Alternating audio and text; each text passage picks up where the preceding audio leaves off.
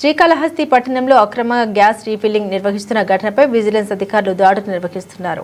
తిరుపతి నాయుడుపేట పాత హైవే రోడ్లో revision shop నిర్వహిస్తున్న నాగరాణి అనే మహిళ తన నివాస గృహంలో గ్యాస్ సిలిండర్లను అక్రమంగా రీఫిల్లింగ్ చేస్తుందన్న ముందస్తు సమాచారంతో విజిలెన్స్ సిఐ చంద్రశేఖర్ రెవెన్యూ సిబ్బందితో కలిసి ఆకస్మికంగా తనిఖీలు చేపట్టారు. ఈ దాడుల్లో మొత్తం 88 గ్యాస్ సిలిండర్లను అధికారులు స్వాధీనం చేసుకున్నారు.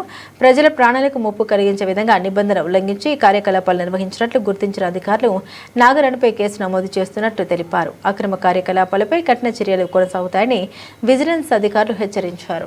విజిలెన్స్ అండ్ ఎన్ఫోర్స్మెంట్ ఎస్పీ గారి ఆదేశాల మేరకు మాకు రాబడిన సమాచారం మేరకు విజిలెన్స్కి రాబడిన సమాచారం మేరకు ఈరోజు కాళహస్తికి వచ్చేసి రెవెన్యూ సిబ్బందిని డీటీని తర్వాత విఆర్ఓలని ఆర్ఐని తీసుకొని వచ్చేసి ఈ ప్రాంతానికి రావడం జరిగింది.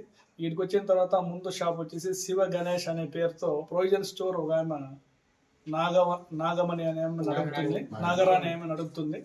లోపల వచ్చి మాకు ఇన్ఫర్మేషన్ ప్రకారం వెనకల ఇల్లు ఏముందనేసి అంటే కొద్దిగా తటపట్టించారు, ఇన్ఫర్మేషన్ సరిగ్గా లేదు. లేదమ్మా నువ్వు తీయనేసి అంటే తీసిన తర్వాత లోపల వచ్చి చూస్తే ఆమె ఈ రీఫిల్లింగ్ చేస్తుంది. ఈ డొమెస్టిక్ కమర్షియల్ సిలిండర్లు తర్వాత ఈ 14.5 కేజెస్, 16.5 కేజెస్, 18.5 కేజెస్, 4 కేజెస్తో కలిపేసి మొత్తం అంతా రీఫిల్లింగ్ రాడ్స్ తీసుకొని అంత రీఫిల్లింగ్ చేస్తుంది. సుమారు ఇవన్నీ చిన్నవి పెద్దవి అన్నీ కలిపేసి చిన్నవి వచ్చేసి 88 దాకా ఉన్నాయి. పెద్ద సిలిండర్లో హెచ్పి గ్యాసు, భారత్ గ్యాసు, ఈ కంపెనీకి సంబంధించిన తర్వాత అనాథ కంపెనీకి సంబంధించిన పెద్ద సిలిండర్లు కూడా ఉన్నాయి. అన్నిటినీ మొత్తం అంతా పంచనామా సీజ్ చేసేసి క్రిమినల్ కేసుకి కంప్లైంట్ ఇవ్వడం జరుగుతుంది. అదేవిధంగా 6A కేసు కూడా పెట్టడం జరుగుతుంది. ఇది ఎవరైతే నిర్వహిస్తుందో నాగరాణి అనే ఆయన పైన కఠినమైన చర్యలు తీసుకొని భవిష్యత్తులో ఏమో ఫర్దర్ ఈ విధంగా చేయకోకుండా చూస్తాం.